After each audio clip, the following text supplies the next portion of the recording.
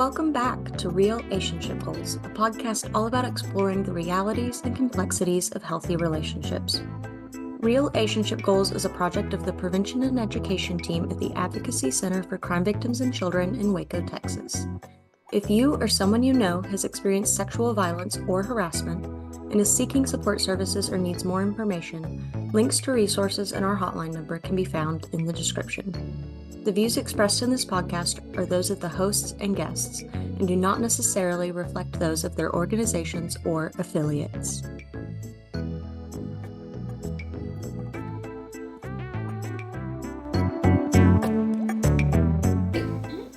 Hi everyone, welcome back to another episode of Real-ationship Goals. We are your hosts. My name is Monica. I use they, she pronouns. My name is Meryl. I use she, her pronouns. My name is Elsie. I use she, her pronouns. And we are back with another episode. Today's episode is a media analysis. We had the pleasure of watching Matilda, the one from 1996. I don't know if there's a different one. I think there's there's a new one. Okay, that's what I thought. We watched the one from 1996. I think that's the original. And we have thoughts, and Elsie has questions that I'm going to ask. And let's jump into it, okay? This is the first question. The first one's not really Okay, the first one's not a question. She made it more as like a statement, something that she noticed. But maybe it will bring conversation. Yeah. Okay, so the name of the parents and the principal were really aggressive or kind of like gross animals. Like it was not bullworm. Oh yeah, Wormwood. And Trunchbull. Where's bullworm from? SpongeBob? Yeah. Alaskan bullworm. Whoopsies. But yeah, she had noticed that. And then while the teachers and the other students were names like soft things like Miss Honey and Lavender. And so I don't remember if y'all did this in school. I don't know if it was English. But like talking about ethos, pathos, and something else. But talking about like language and how it like brings out feelings. Mm-hmm. I don't know which one's which, but I wonder if that was done on purpose. I was never good at that part of English. Oh, I feel like it was absolutely done on purpose. I loved English. That's stuff But, I love. Also the sibling, like, I don't know, I feel like the side characters, like Lavender we get to know a little bit more, but like the other ones, like we have like Amanda and Michael. So, My name's Amanda. Yeah, so like just like, I don't know, I don't think those names bring any particular feeling. Right, but they're side characters rather than the main characters. But yeah, she mentioned that, and I was like, I didn't even think about it like that. I just know, I was like, oh, Miss Honey, oh, Lavender's so cutesy. But I didn't even remember what was it, bull what? I mean, not bull. Wormwood and Trunchbull. Okay, I'm not going to say it because I was going to say bullworm again. Okay. But I remember when I was a kid too, like I was watching it and like Miss Honey lives out in a little cottage, and I remember thinking that she was like called Miss Honey because she had bees. They never showed up anywhere, but maybe it's because my mom has bees, so like that was like my first thing. But I was like, you were for this certain. person has bees. No, yeah, I mean like that. I mean. I'm not a director, I'm not a producer, nothing like that, but I'm like, yes, it was probably done on purpose, but you can also see it in their personas, like the way that they talk and all these things, even the way that they dress. That part is always so interesting to me, and I feel like that's what we would talk about in English. And also, it's a Roald Dahl book, and he's very much into the like obvious juxtapositions. So I really feel like that was probably very intentional. Yeah. Having the Trunchbull be like a bull. She's really, in your face, aggressive. Pushing kids, throwing them. Right. Even trench, has negative connotations with like World War I and like trench warfare. And like literally she's a mess. And then Wormwood, they're worms, they're slimy. He's a slimy salesman. What is it, like scum of the world, or like, what was that saying? Like, sorry. No, I think first I say but my brain bullworm. is also like the scum of the earth. Yeah. That's what it is. But yeah, so it's like the worm and the sliminess and just yeah. So I feel like it was extremely intentional, and that I honestly don't think if I ever noticed that. But I also like that you knew the author, because I feel like once you know authors and directors and things like that, you start to know kind of their like little quirks And so I also love that you mentioned that as well, because I don't know none of his stuff. Mm-hmm. Okay, the second question is, this is the question that when Elsie mentioned it to me, I was like, dang girl, we're getting philosophical up in here. It says, do you think all of Matilda's, I forgot what the question was. Oh, well good, it's a surprise to both of y'all. Do you think all of Matilda's magic was real, or do you think it was her imagination to make sense of the abuse? And I was like, dang. And when we were kind of talking about the questions, I was thinking about, I think it was the movie called Room. And it was, I don't know if it's based off a true story, so forgive me, but I think it was called Room. But it's like this mom and her son, were kidnapped, and they're like living in a shed in the back, and it's just like a single room. But he didn't realize the severity of the situation because his mom really, really let him tap into his imagination so much. And I remember the moment that they like got out of the shed, he was just so deep in his imagination that when it came to like helping people, he was kind of confused of like, what do you mean? I think he pretended to be an astronaut or something. I might be confusing that with a different movie, but something along those lines. I might be wrong. Anyways. I feel like for the purpose of this story, her powers were real just because of the way that everybody around her noticed them, and like it wasn't like only between her and the things she was like moving or manipulating. But I do think overall it's a story that kind of highlights the helplessness that kids feel in those moments and how so many wish that they had stuff like that. So it's very like magical thinking. Like he gave her the powers and the life that many kids born in a situation where they're unloved, they're uncared for, they're forgotten about, and the author gave her and created the life of what like everyone in that situation would, not everyone, but you know what I mean. Like a lot of kids would like, I wish I could manipulate my world like that and take some control over my situation because I don't have any control. Mm-hmm. So I feel, and it makes me think of his other story, James and the Giant Peach, which is also really, really similar. James is living, with people that are cruel and mean, and so he escapes into this like magical world, essentially in the Giant Peach. And so I feel like the author really creates the scenarios where children are able to live a life that they would want to live. So that magical thinking.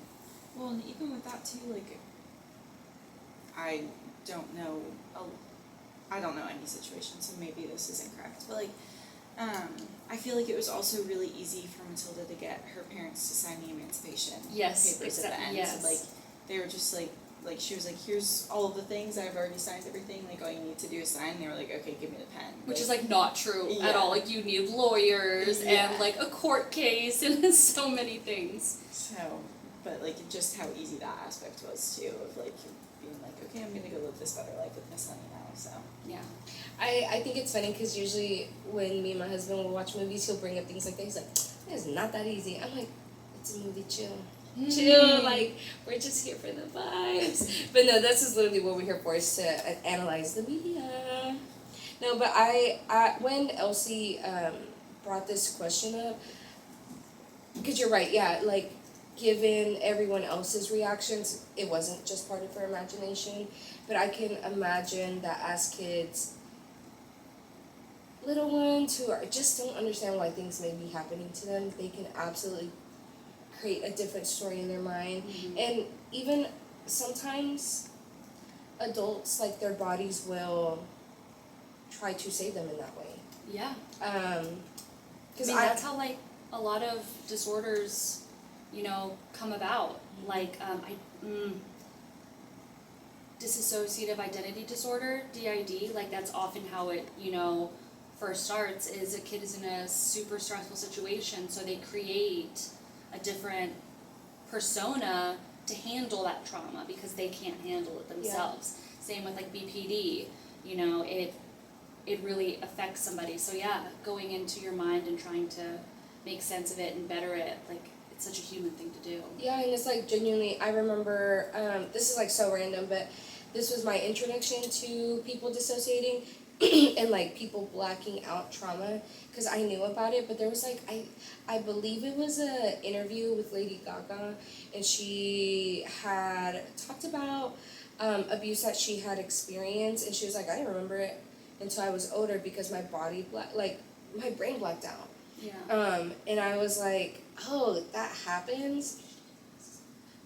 That happens, and it made me realize that I started kind of going into like a rabbit hole about it and realizing that our bodies do that as a form of survival and protection. And so that's what it reminded me of. But yeah, any more? Well, here goes this is also something I really wanted to talk about. So number 3 says, you said the show. The movie. The movie really tried to say that adults never believe children or even belittle them. You know, the whole, I'm right, you're wrong, I'm big, you're small. How do the power dynamics in the movie work? How does it make kids feel about maybe coming out about abuse if they see media like this? How could it impact them? Honestly, hearing that question, I feel like Matilda was so empowering, because I even think about the, maybe I'm just a rebellious little kid, but when she was in the very beginning, sorry, little spoiler, but literally in the very beginning, I think the dad said something to Matilda, and the narrator was like, Matilda got the understanding if someone does something bad, they can get punished for it. It doesn't. That's a person, not child. Yeah, and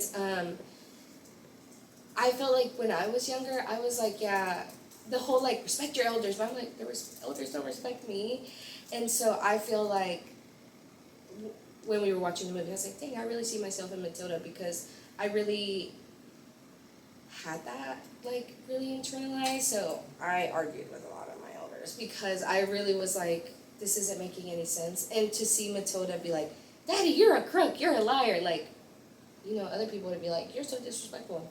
But I'm like, dang, yeah, you're kind of calling your dad out. Rightly so. I also feel like so much of it is due to how much she's read and absorbed from, you know, other cultures and other times and other people and their perspectives and their worldview. She was able to formulate her idea of respect and like how to treat others in other ways than just how her parents are treating her. Whereas a lot of people, that's the only thing they have to go off of, because, you know, they're not 4-year-olds reading Moby Dick or whatever.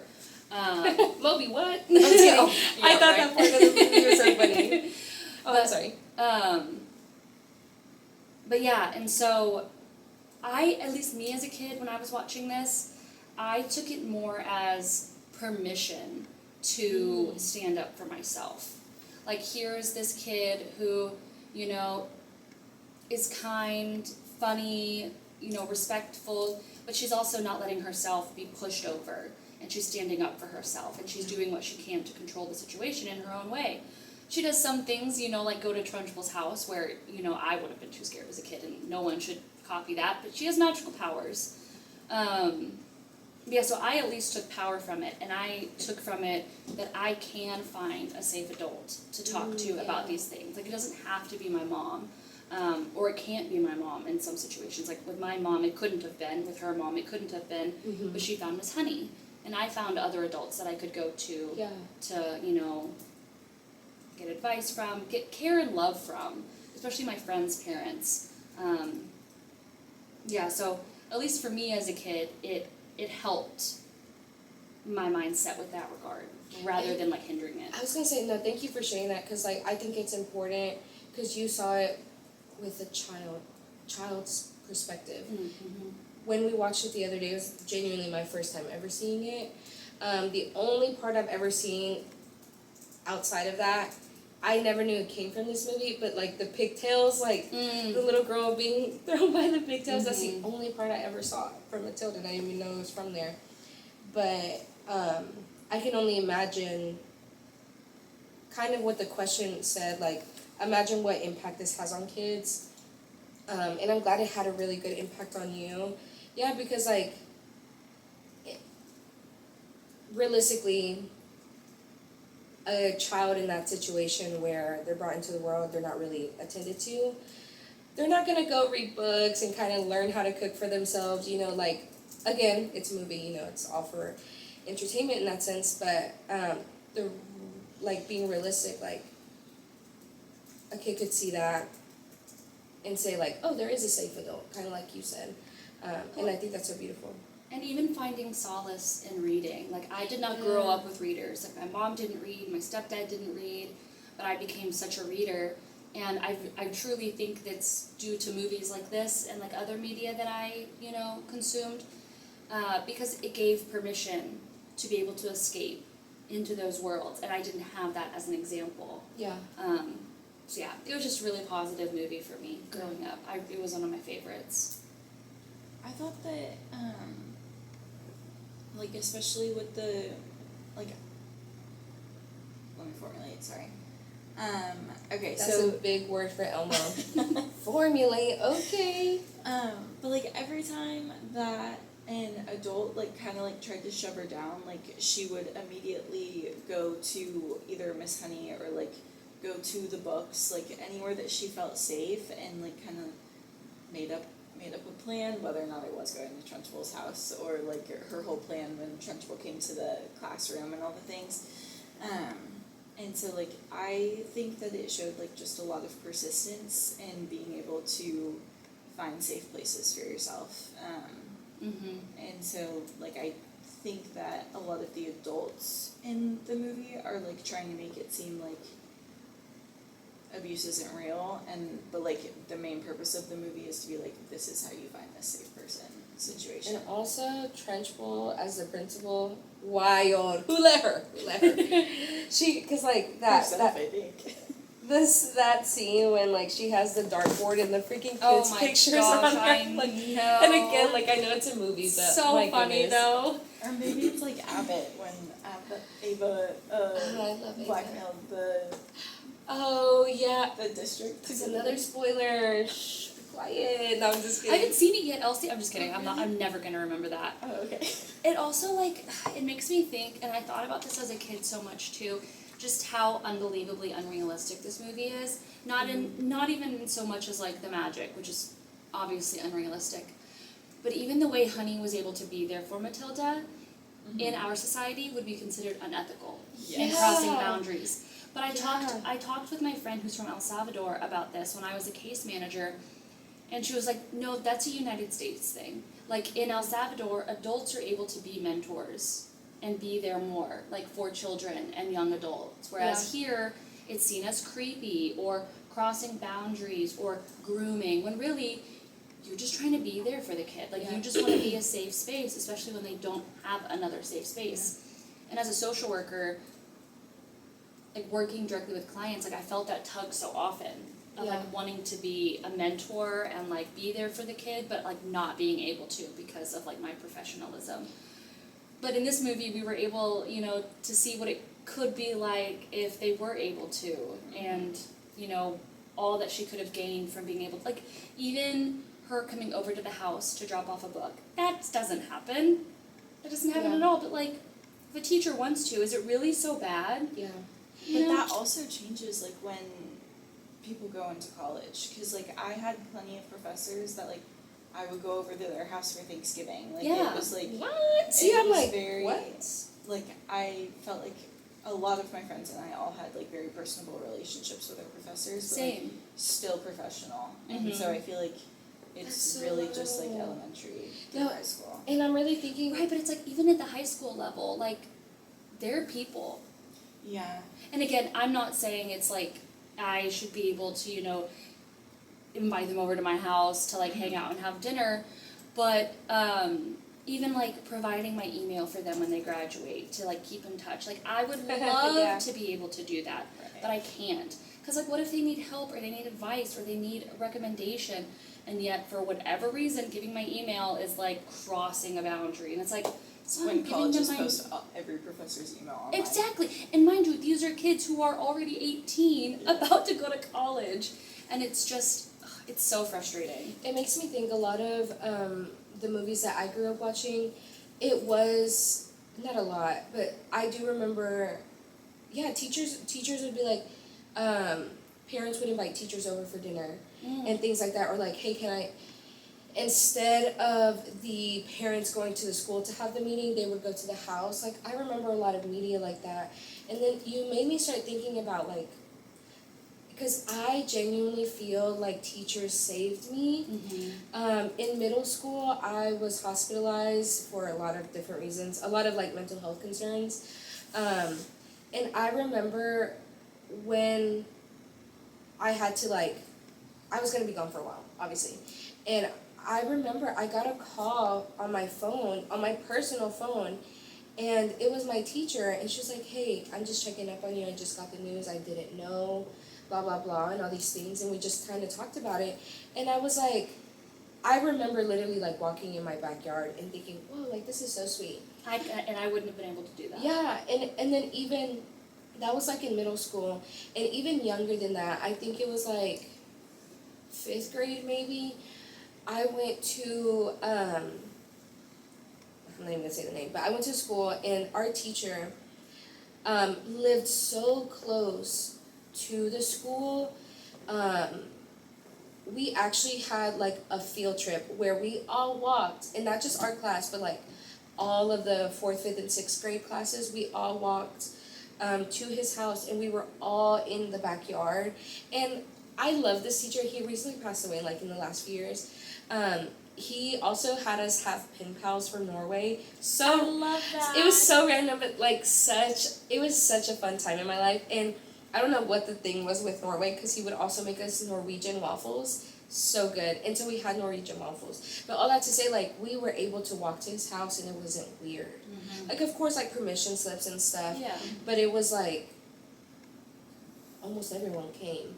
And I don't know what the change, I understand what the change was. But something I think is, like, I think we've talked about this in, I don't even remember what podcast episode, but how sometimes fear and caution can stop connection. Absolutely. Because even, like, in college, I have said this, I don't know, on the podcast. Oh my gosh, this is really tough. But I'm like, should I say this publicly? But I had a professor who, her opinion and, like, feedback and everything of me mattered to me more than my family's. And I remember, I would want to talk to her about, like, I'm about to go graduate, like, I want to have, like, guidance on what to do after college, but I can't message her. And, you know, sometimes they message us, like, sent from my iPhone, you know, type of thing. And so, like, I don't know. It just, I think you brought light to, like, a gap that we have. You know, a lot of people do talk about, you know, there's not a lot of mentorship opportunities, but it's like, dang, we kind of got ourselves here. Yeah, we really limit what a real mentor can be. Like, we don't allow true mentorship. And I remember, like I said, like, teachers really saved me in high school. I was going through some really abusive relationships, and again, teachers saved me. And it's so funny because I still talk to those teachers, to this day. But it was very much like when you graduate, you can add me on Facebook.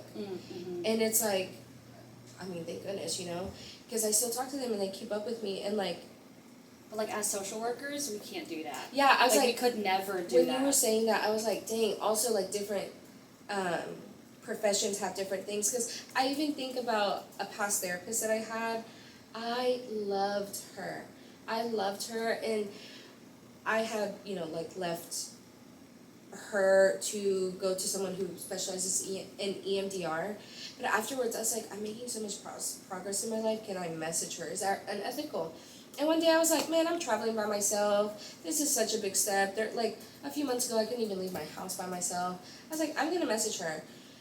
And I was like, oh my gosh, I'm in Minneapolis by myself, blah, blah, blah. And she's like, oh my gosh, that's so great. But for her, she could do that, and I think she could even be my friend after, like, 3 years. Right. Of me. We never can. Literally can never do that. And honestly, it's one thing I hate about social work. Like, there are some boundaries in social work that I really, really, really appreciate.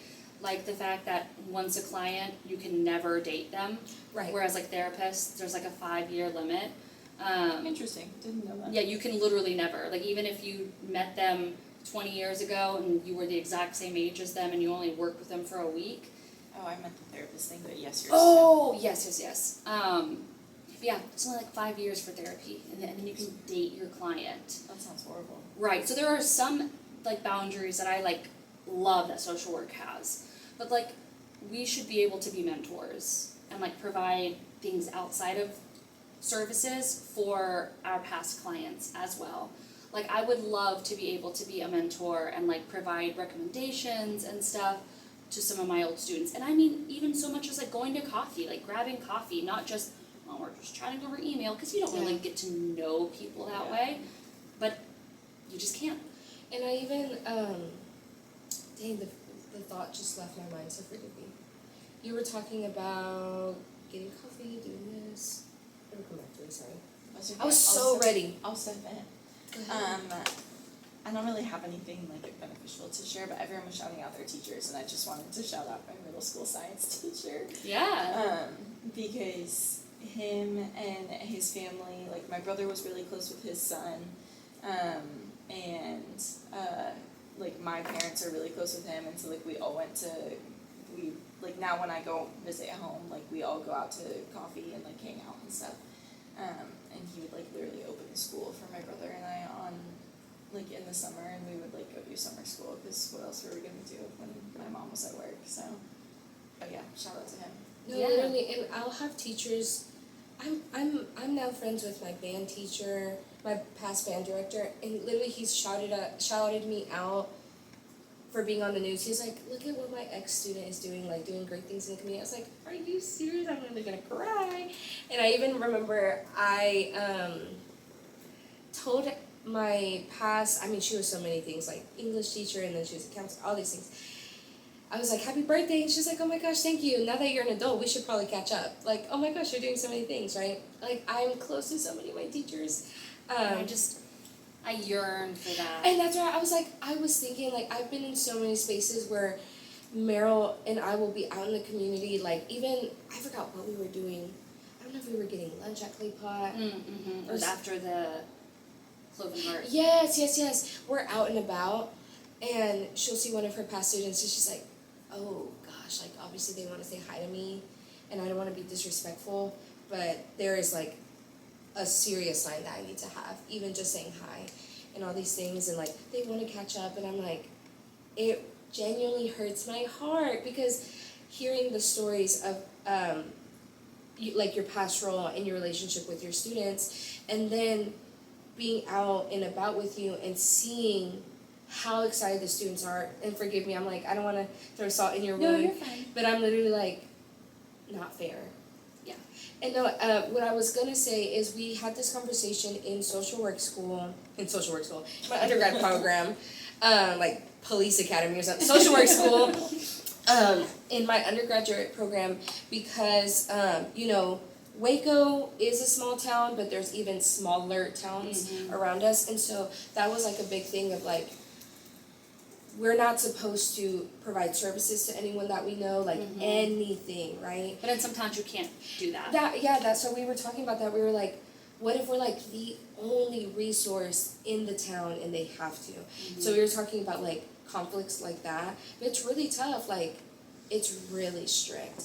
And there'd be times where, this is so bad, not to bash other professions, but I would hear like their code of ethics, and I'm like, dang, y'all were kind of loosey-goosey over there. I was like, oh, okay. Like, when my therapist, she was at LPC, and she was like, yeah, I think she was like, after either 3 or 7 years, I don't know why those numbers are coming to mind. She was like, yeah, like, your paperwork is gone, and all these things. It's like, blah, blah, like, we never, and I was like, and in my head, I was like, dang, so that means I can get coffee with you then, and all these things, because I really genuinely enjoyed her company.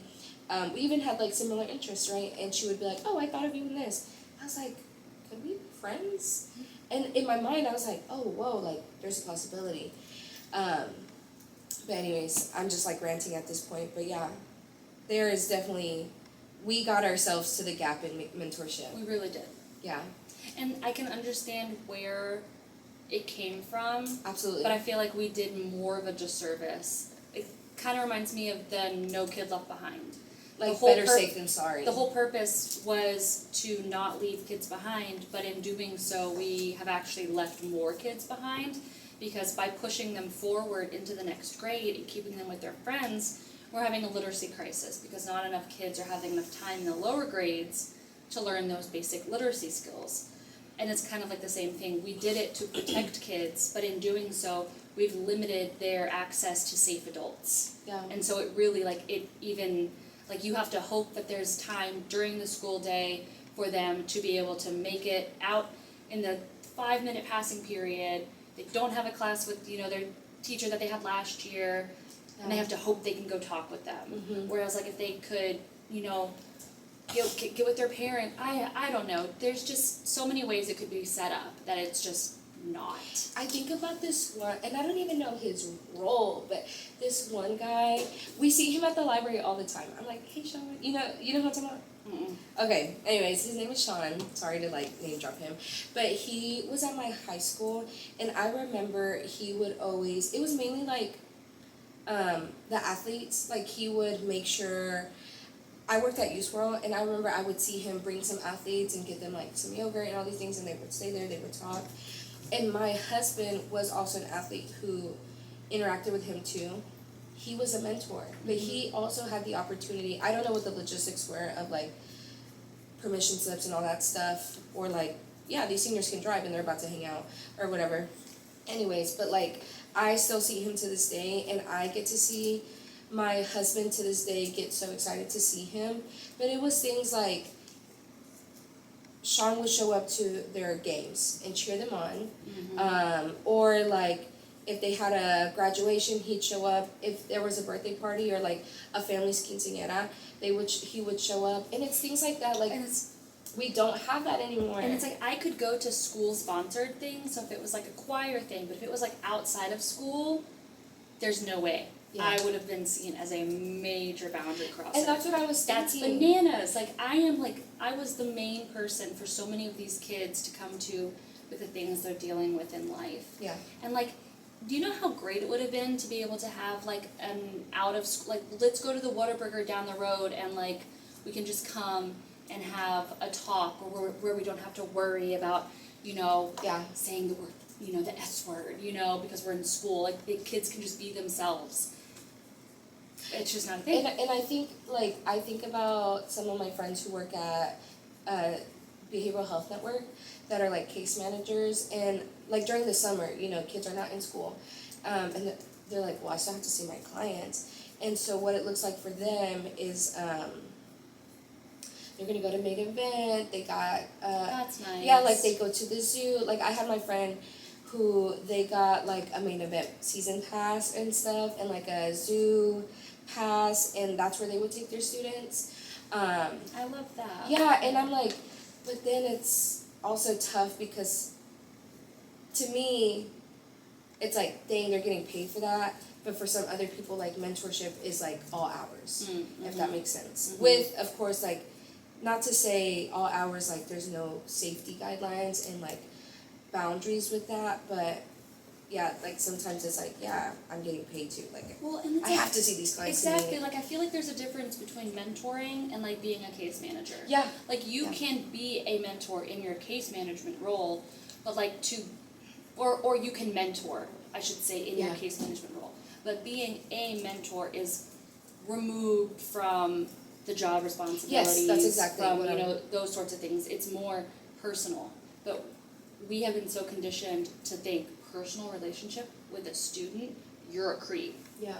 And it's just sad. Because Matilda had a huge personal relationship with Honey, and it wasn't weird. Miss Honey was the one. I know, I was you're talking about your safe, cat. I know, the one safe adult. And so, yeah, we've been talking about question 3 forever, because it's just so loaded. But it made me think, I didn't even think about that. Yeah, because, we genuinely don't have that, and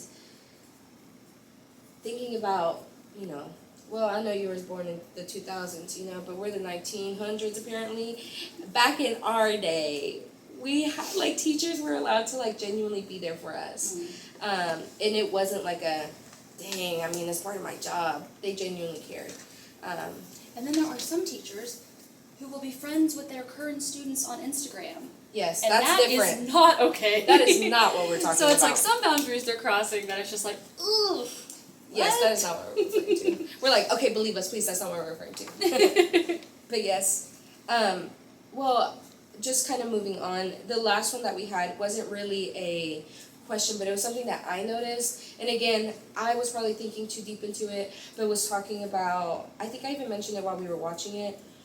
I think maybe it was intentional, maybe it was not, how the person who got treated bad was the daughter instead of the son. And I was just thinking about like that part of media literacy, is thinking about who is chosen to be the one that's forgotten and oppressed and all these things. But yeah, so I was thinking about that. And then also like I thought it was interesting to see like she was forced to watch TV and discouraged to like read books. That is some people's true reality. Like we see that now, you know, people not encouraging certain books or banning them. But yeah, and then wasn't allowed to learn until she begged. I even remember when my mom lived in Mexico, she actually begged to go to school, and her dad was like, no, like, you need to be in the house, blah, blah, blah. And my mom literally was like, I'm going to go talk to the superintendent and tell them that you're, like, keeping me here. And he was like, you know, and went to go enroll her. So, like, my mom also had to fight to go to school. But, yeah, like, they made her stay at the house just to sign packages.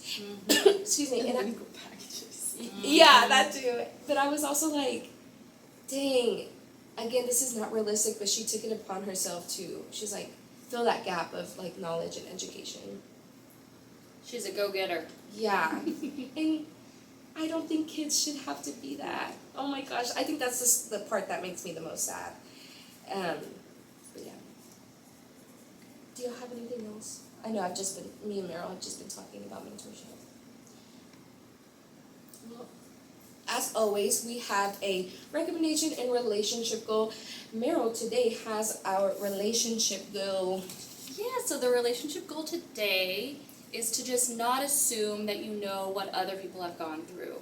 I got this idea because Miss Honey, the way she presented herself and appeared to the world, one might think that she had never encountered a problem because she was so positive and uplifting, but really she had a really traumatic and dark past that, you know, she's also had to work through. So just never assume that you know what other people have gone through. Yeah. And my recommendation was actually going to be to read books. I mean, we always talk about books in this office, but I think you brought up a good point. Like, it was a form of escapism for you, and honestly, like a coping skill. But also, you get to learn so much, and you get to like build your imagination and creativity with it. I am so sad that I started reading nonfiction so young. I'm like, dang, I don't have an imagination.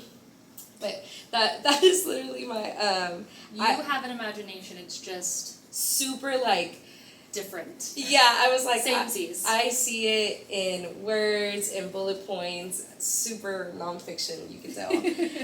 But yes, thank y'all so much for joining us for another episode.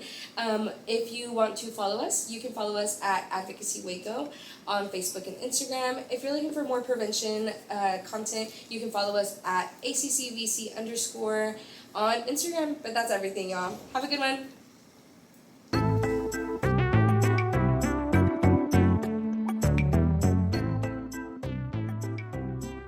Thanks so much for tuning in to Real-ationship Goals. This episode was produced by the Prevention and Education Department of the Advocacy Center for Crime Victims and Children in Waco, Texas. Interested in more content from P&E or the Advocacy Center? You can follow us on Instagram at ACCVC_prevention or on Instagram and Facebook at Advocacy Waco. Be sure to like this episode and follow us wherever you get your podcasts. See you next time. Bye.